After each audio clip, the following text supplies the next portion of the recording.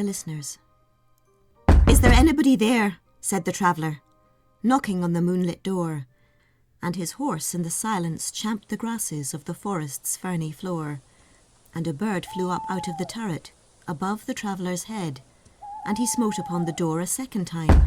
"Is there anybody there?" he said. But no one descended to the traveller. No head from the leaf-fringed sill leaned over and looked into his grey eyes, where he stood perplexed and still.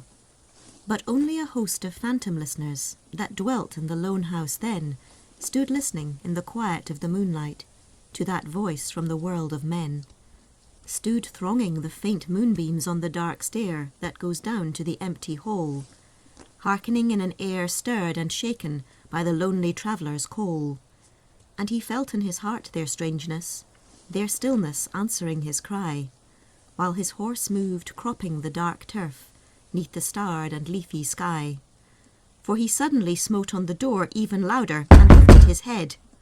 "Tell them I came, and no one answered, that I kept my word," he said. Never the least stir made the listeners, though every word he spake fell echoing through the shadowiness of the still house from the one man left awake. Aye, they heard his foot upon the stirrup, and the sound of iron on stone, and how the silence surged softly backward when the plunging hoofs were gone.